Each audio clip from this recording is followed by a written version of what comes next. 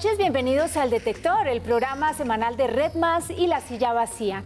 En época de posverdad y en pleno momento electoral, analizaremos si las afirmaciones de nuestros políticos son ciertas o falsas. Yo soy Clara Estrada Cano y es un gusto saludar a Juan Esteban Lewin, subdirector de La Silla Vacía y quien nos contará si lo que ellos dicen es verdad o no. Juan Esteban, muy buenas noches, ¿cómo estás? Hola, qué rico. Clara. Muy bien, aquí contento, como todos los jueves aquí a detectar. Sí, señor, como cada jueves, y cuéntanos a qué le vamos a poner el detector esta noche. Bueno, esta noche le vamos a poner el detector a la entrevista que le dio Germán Vargas Lleras, candidato presidencial de Cambio Radical y por firmas, a Vicky Dávila en la W la semana pasada. Y lo empezó con una serie de críticas muy fuertes a Gustavo Petro. Recuerden que pueden seguir o comentar en redes con el hashtag #eldetector y también esta semana con #Vargas en el detector. Sí, señor, recuerden esos numerales y bueno, sí vi que le dijo populista, dando datos de como alcalde prometió cosas que no cumplió en su proceso y en su momento y mientras fue alcalde, bueno, y que eso iba a poder pasar de nuevo. Uno dice, desde noviembre, desde diciembre él no hace sino hablar de Petro, se ha convertido en como en un manejador de imagen. Sí, pues por lo menos lo pone a sonar mucho, no sé si para bien o para mal. Dijo muchas cosas, entonces tomamos 3 ejemplos de estas críticas que le hizo a lo que prometió y luego cumplió o no cumplió Gustavo Petro. Sí, señor, y por eso vamos con la primera. Populismo es haber ofrecido que en Bogotá se harían 1000 jardines infantiles. Después de 4 años, solo se entregaron 6. Y para el 2015, los 6 tuvieron que cerrar. No tenían ni siquiera servicios públicos. No tenían ni siquiera servicios públicos. Uno dice, Dios mío, eso es complicado, difícil, duro. ¿Es verdad o no es verdad? Pues lo estuvimos revisando con todos los documentos y encontramos que es cierto, pero es decir que hay una salvedad igual significativa. ¿Y cuál es esa salvedad, Juan? Veamos primero por qué es cierto y la salvedad se las guardo para el final, así para mantener suspenso. Gustavo Petro efectivamente prometió inicialmente en su campaña hacer 1000 jardines infantiles. Lo dijo inclusive en su discurso de posesión como alcalde, que lo tenemos acá para que lo recordamos.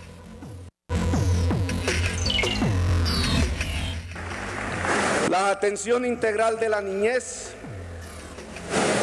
que ve en el jardín infantil su institución privilegiada. 1000 dijimos, y son insuficientes.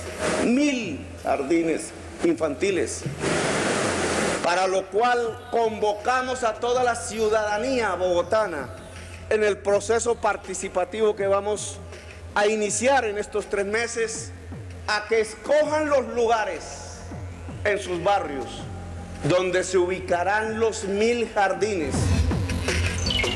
Eso es lo que diría mucha gente, y es que a ellos se les abren los ojos en campaña y empiezan a prometer y a decir un montón de cosas que en últimas no tienen la capacidad para cumplir. Pues acá se dieron cuenta muy pronto de que los 1000, que repitió 3 veces en esa parte que dijimos 1000, ya no eran 1000. En el plan de desarrollo, que es una cosa que hacen los alcaldes, gobernadores, el presidente a inicios, ya no eran 1000. Esto es a lo que se comprometen formalmente. Si ven, acá dice, se comprometió fue a atender integralmente a 270.000 niños y niñas. Ahí tenemos este pantallazo del mismo plan de desarrollo, en 77.000 jardines que ya existían. Ya no había 1000, ya no había una cantidad de jardines. O sea, ya no los iba a crear, ya eran los que había, y a partir de ahí a cuidarlos y a propender porque ellos tuvieran un buen manejo. Exactamente. Sin embargo, como había una promesa de campaña, él sí buscó construir jardines nuevos. Era difícil, lo dijo desde el principio, conseguir los lotes, etcétera, etcétera. Desde el principio, digo, ya como alcalde, no en campaña.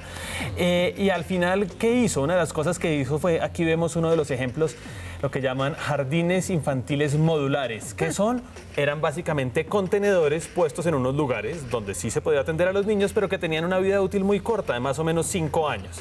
Al fin, entonces ya no eran 1000, digamos, de ladrillo y cemento. Al final construyeron 229 jardines o aulas. 51 de esos eran este tipo de contenedores, y jardines, lo que uno se imagina en la cabeza, de ladrillo y cemento, fueron 6. Si vieron que Germán Vargas Lleras dijo 6. Dijo 6. De 1000 pasamos a 6, eso ocurrió. Por eso esto es verdadero en general. hay una primera salvedad, igual hizo otros 51 de contenedores que uno puede decir si son iguales o no, pero hay que tenerlos en cuenta. Pero esos hablaba de que no tenían agua, de que no tenían luz. ¿Son estos los contenedores? No, y ahí viene igual la otra salvedad. Él dice, entregó 6 y esos hubo que cerrar porque no tenían ni agua ni luz. ¿Qué pasó? Que 4 de esos 6, no los 6, 4 los inauguró Petro corriendo el 30 y 31 de diciembre, en sus 2 últimos días de alcaldía, de 2015 es esto, y estaban sin agua ni luz. Entonces no se pudieron usar, pero solamente por algunos meses. Después los reabrieron. Esa es la otra salvedad. No es que los 6 no hayan tenido ni agua ni luz, sino que 4 de los 6 no lo tenían y se reabrieron relativamente poco tiempo después. Por eso es que decimos, bueno, es verdadero. Dijo 1000, hizo 6, pero hizo otros 51 distintos y no los 4 se quedaron sin agua, sin luz, ni no los pudieron abrir, sino eran 4 y se reabrieron pocos meses después. Bueno, y después del asunto o el tema de la educación, donde Vargas también criticó el tema de colegios y de universidades, no solo de jardines infantiles, pasó al tema de la salud. Populismo es haber ofrecido la reapertura del Hospital San Juan de Dios, que no se dio, pero sí se invirtieron 20.000 millones de pesos. Populismo, populismo, populismo. ¿Verdad o no es verdad? Pues aquí estuvimos revisando los documentos, las ejecuciones finales de Gustavo Petro y encontramos que esto es, de nuevo, verdadero, pero hay una salvedad, igual que la vez pasada. ¿Y ese pero me lo va a contar ya? ¿O ahorita me va a argumentar primero? Eso, primero porque es verdadero y Sí, luego señor. cuál es la salvedad para entender. Entonces acá ocurrió una cosa muy parecida con los jardines infantiles. En campaña, Gustavo Petro sí habló de reabrir el Hospital San Juan de Dios.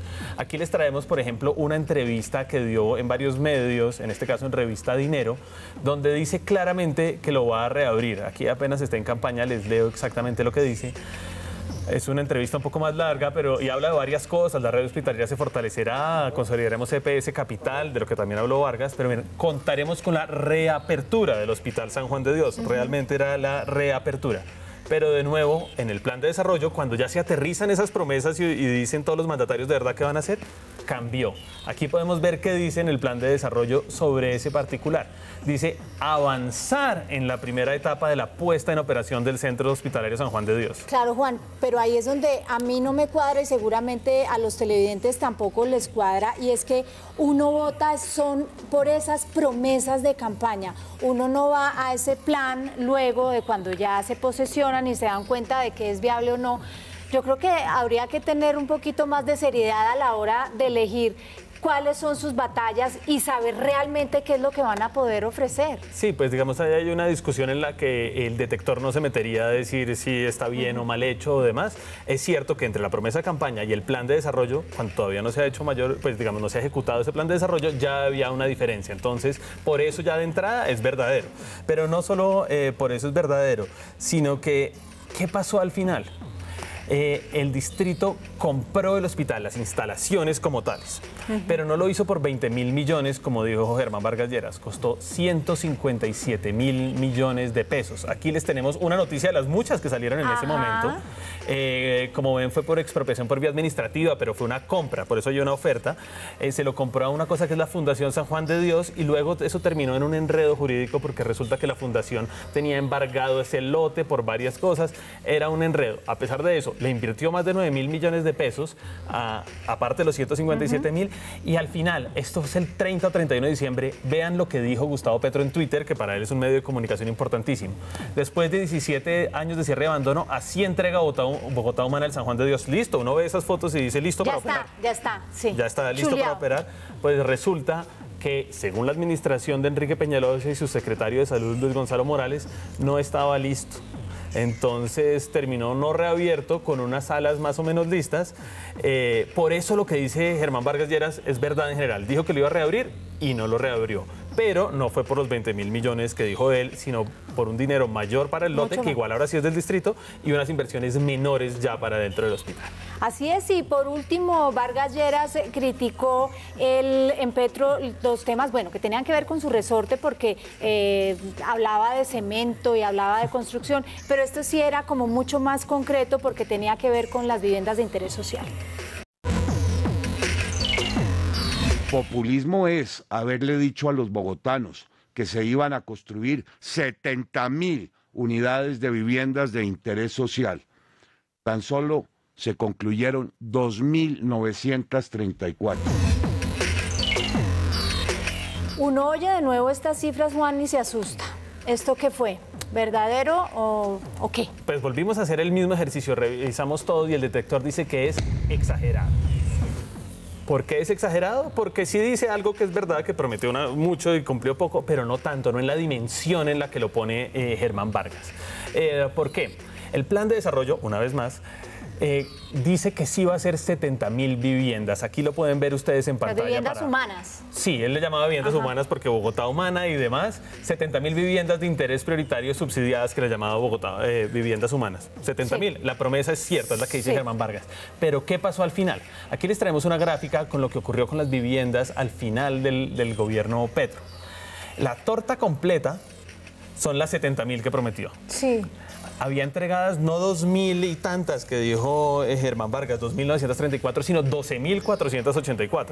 Muy lejos de los 7.000, pero también muy lejos de las 2.800. Había unas a punto de entregar 467, otras casi 13.000, 12.967 en construcción y 43.500 casi que nada. Uy, Juanes, pero uno ve eso y esas cifras igual siguen siendo muy bajas y complicadas. Claro, seguramente lo son. El detector no revisa si lo que hizo Petro fue suficiente o insuficiente, revisa si lo que dice Germán Vargas Lleras de Petro es cierto o falso, y en este caso resultó de nuevo exagerado. Y nosotros vamos a hacer nuestra primera pausa aquí en El Detector, poniéndole la lupa a las declaraciones de Vargas Lleras en la W. ¿Quiere saber si lo que dijo es verdad o es mentira? Pues use en redes el hashtag #ElDetector y #Vargas en El Detector. Quédese con nosotros que ya regresamos.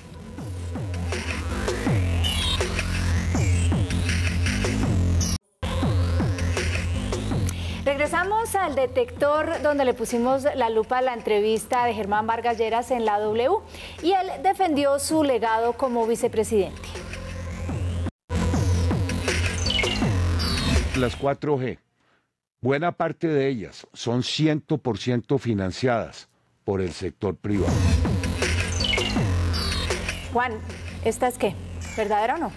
Pues volvimos a revisar los datos y encontramos lo mismo que antes. Es cierta con una salvedad. Llevamos 4 iguales, ¿no? Y esta, bueno, ¿por qué es verdadera? Y después, ¿cuál es la salvedad? Listo, claro que sí. ¿Por qué es verdadera? Básicamente porque las vías 4G, recuerdan, ¿no? Esas nuevas vías de doble calzada que se están construyendo en diferentes lugares de Colombia, muchas de ellas sí están 100% financiadas con recursos privados. Aquí les traemos una gráfica que lo cuenta un poquito. Hay unas que están financiadas por recursos públicos y otras privados. Los recursos públicos se notan en una cosa que se llaman vigencias futuras. Es la plata que desde ya el Estado dice que se va a gastar en el futuro. Cuando hay proyectos grandes, hacer una carretera, eso se demora 10 años. Analizan, hacen el estudio de cuánto se necesita y de cómo lo... Exactamente. Aquí las que teníamos en azul oscuro eran las vigencias futuras de estas carreteras 4G. Ellas van a tener esa plata del presupuesto. Ya sabemos que vamos a sacar plata de nuestros impuestos y van para ellas. Pero no son todas. De las 31 4G que hay hoy en día, 11 no tienen recursos públicos, no tienen recursos del Estado. Por eso uno paga peaje. Por eso uno paga el peaje. Exacto. Y entonces le dicen a uno y no paga. Y ahí vamos a llegar a la salvedad. Es claro que esas 11 no tienen recursos públicos, entonces sí, buena parte son financiadas por el sector privado. Pero, y esa es la salvedad, parte de ese dinero no es que sea del que lo va a construir o que le pida prestado a los bancos, sino de ustedes o de nosotros, de quienes usemos esas carreteras y paguemos peaje. Con esa plata no hay que pagar recursos del Estado y ese es el pero, ¿no? Sí son del sector privado, pero incluye a nosotros y es plata que no termina recibiendo el Estado porque si no, no le pagaría peajes al Estado. Bueno, y nosotros vamos ahora a ver la siguiente afirmación porque también se metió en temas de paz. En el Cauca parece que la paz no hubiera llegado. Más de 6 disidencias mantienen aún el control de las principales zonas cocaleras y corredores logísticos. Eso que dice Vargas Lleras es lamentable y es preocupante. Así es, y lo revisamos en el detector y a que no adivinan qué encontramos. A ver, ¿qué es? Es que es verdadero, pero. Uy, otra vez. Cuente por qué es verdadero, pero. Básicamente es verdadero porque es cierto lo que dice Germán Vargas. Uno podría decir que en el Cauca en buena medida no se ha sentido la llegada de la paz. ¿Por qué? Pues porque sigue habiendo narcotráfico, sigue habiendo cultivos ilícitos. No sé si ustedes recuerdan, hace poco hubo un hostigamiento a la policía en Inzá, otro hostigamiento en Caloto. Digamos, en el Cauca sigue habiendo estos episodios de conflicto terribles y tan tristes, siguen ocurriendo allá. Y como hemos contado, eso inclusive podemos ver lo que hemos dicho en La Silla Vacía, mejor dicho. Aquí les traigo un pantallazo de qué tan fuerte es eso. El ELN no se ayuda, ¿por qué? Pues porque el ELN es uno de los actores de esto que ocurre en las FARC, en el Cauca, perdón. Y esa es una de las salvedades. Germán Vargas habló de 6 disidencias, y sí, hay disidencias que ponen en riesgo el cese.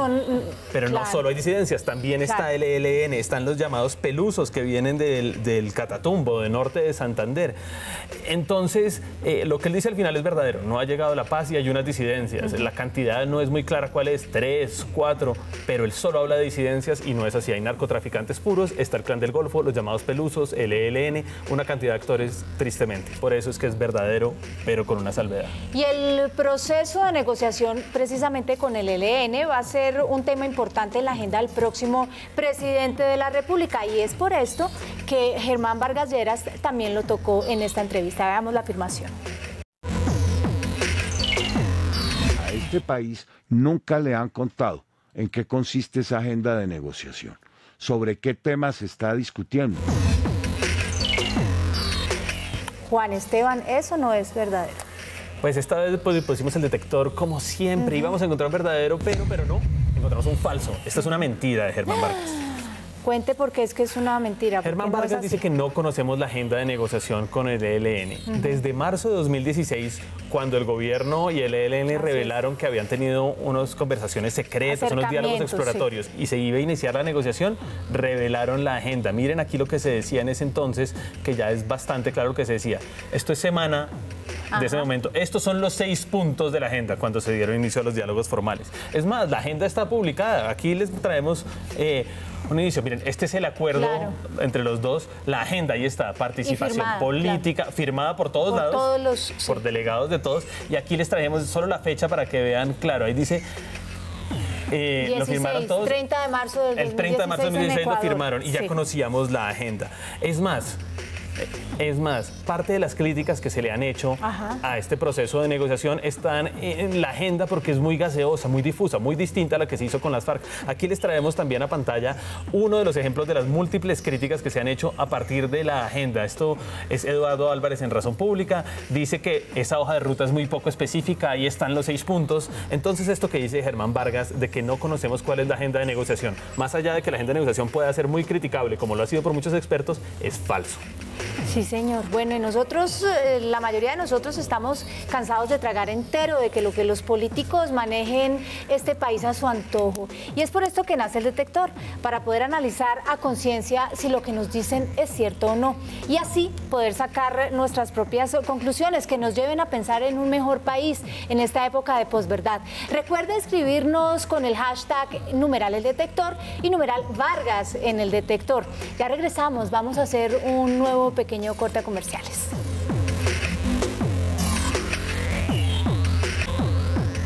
Regresamos al detector con la lupa puesta al candidato de Cambio Radical y por firmas Germán Vargas Lleras, que le dio a Vicky Dávila en la W. El político habló de impuestos, que seguramente será un tema de esta campaña porque nos toca a todos el bolsillo. Para cerrar el tema de Gustavo Petro, él dice que usted quiere bajar la carga tributaria, pero a los poderosos. A los poderosos no, a todo el mundo. Lo que Gustavo Petro no señala es que tenemos una de las cargas impositivas más altas del mundo. Juan, uno oye esta afirmación y recuerda la que tuvimos hace 2 semanas de Alejandro Ordóñez, donde iba por la misma línea diciendo que tenemos una de las cargas impositivas más altas del mundo. Exacto. Eso no es. Es muy parecida. Estuvimos revisando y encontramos que esto es exagerado. ¿Por qué es exagerado? Es exagerado porque sí hay algo de impuestos muy grandes, pero no es una de las cargas más altas del mundo. De hecho, está un poquito lejos de serlo. Pero como es la segunda vez en apenas 3 programas del detector que encontramos una afirmación muy parecida, estuvimos revisando de dónde viene antes que nada y que eso explica un poquito porque hay algo de verdad. Encontramos una cosa que es muy conocida, que es el reporte de competitividad mundial del Foro Económico Mundial, una organización donde están las principales empresas del mundo, en donde se discute cómo hacer negocios en los diferentes países. Esto es lo que dice sobre Colombia. ¿Cuáles son los principales problemas? La corrupción, que claramente lo tenemos entendido tristemente. Así es. La segunda son las tasas de impuestos. Después viene la burocracia, la infraestructura, la seguridad, la inflación. Pero en segundo puesto está la tasa de impuestos. En segundo puesto está la tasa de impuestos. Estas cifras vienen de una encuesta que se le hace a empresarios. Fueron más de 200, si mal no estoy, si no recuerdo mal la cifra, en Colombia. Y cuando fueron a preguntarles en concreto por los impuestos, miren lo que encontramos tan interesante.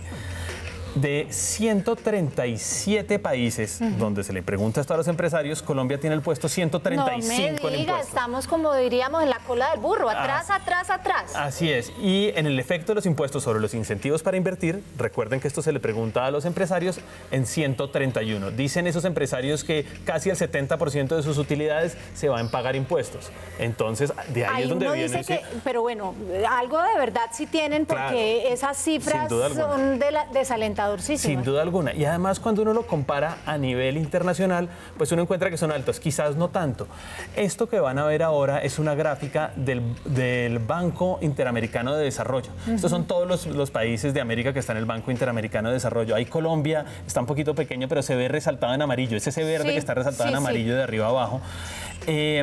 Aquí encontramos cuánto es los ingresos por impuestos de todo el país. Y vemos que es alto, pero no es tan alto. ¿Qué es que no es tan alto? Los ingresos en impuestos, 14.1% del PIB, de todo lo que produce el país, se va en impuestos, pero no va a otros países, de izquierda a derecha. Chile, que no es que sea un país precisamente de izquierda, 18.34. Brasil, que sí ha tenido gobierno recientemente de izquierda, pero 24.4. Uruguay, 18.45. Claro. México, 14.13, prácticamente lo mismo, no es tan alta. Eso es solo impuestos. Los otros son otros que incluyen prestaciones sociales y otra forma de cobrarles, y tampoco es que Colombia esté muy alto. Entonces uno dice, pero ¿cómo así? No es tan alto todo lo que se paga al Estado, pero es muy alto lo de las empresas. Pues miren estos nuevos datos también del Banco Interamericano de Desarrollo que lo explican. El de más a la izquierda es los impuestos totales de renta y utilidades. Es relativamente alto, no es tan alto, pero relativamente alto. 4,83% del PIB, pero uno ve Jamaica, México, siguen los más largos, Barbados, son altísimos. Pero más interesante que eso es cuando uno mira las dos últimas columnas. Renta a personas físicas, a las personas cuánto pagan, los dueños de las empresas, los que tienen grandes ingresos, versus personas jurídicas. Y mira que personas jurídicas, Colombia sí es de los más altos, las empresas. Pero los dueños de las empresas pagan muy poco de renta. Eso es lo que pasa al final. Ahí está el desbalance. Ahí está el desbalance y la exageración. En Colombia sí es muy alto el impuesto de renta y similares a las empresas, entonces no producen casi utilidades, hay un desincentivo para invertir, pero las personas, los dueños, pagan muy poco y eso produce pues un desbalance muy grande porque las personas con grandes fortunas pagan relativamente poco, por eso esta afirmación al final es exagerada. El tiempo se nos está acabando y por eso queremos hacer un resumen completo de lo que sucedió hoy en el detector cuando le pusimos la lupa a Germán Vargas Lleras en la entrevista que le dio a Vicky Dávila en la W. ¿Cómo podemos decir? ¿Cómo le fue? Pues le fue, yo no sé, ustedes decidirán cómo le fue, pero revisamos 7 afirmaciones, encontramos 4 verdaderas, todas con una salvedad pero verdaderas, una falsa, solo una, y 2 en la zona gris. Si eso es bueno o malo, si solo 4 verdades o si son tantas verdades y solo una mentira, cada uno definirá.